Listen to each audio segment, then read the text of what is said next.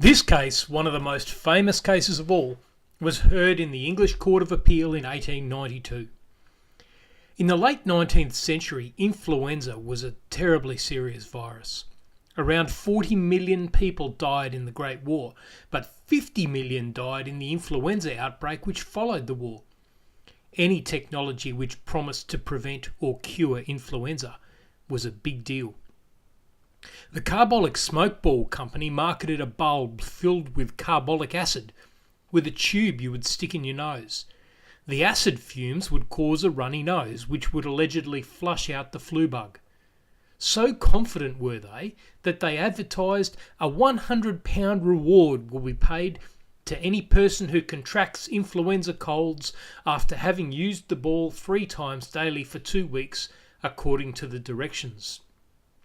£1,000 is deposited with the Alliance Bank, Regent Street, showing our sincerity in the matter. Mrs. Carlill used the smoke ball 3 times a day for 2 months. She got the flu anyway. When she went to claim the reward, though, the company refused to pay, so she sued.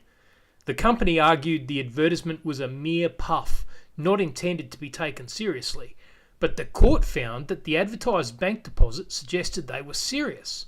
Lord Lindley asked, "Now, for what was that money deposited or that statement made, except to negative the suggestion that this was a mere puff and meant nothing at all?"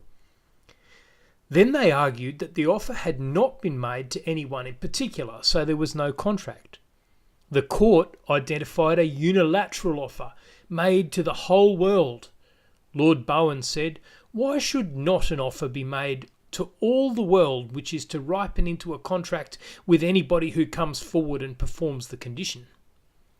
Finally, the company argued Mrs. Carlill had not given consideration for the promise to pay the £100. The court found that her consideration was her conduct in using the ball as directed. Lord Bowen again.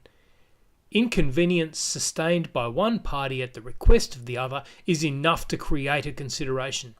I think, therefore, that it is consideration enough that the plaintiff took the trouble of using the smoke ball." Ultimately, the court found that there was a contract, and Mrs. Carlill was entitled to her £100.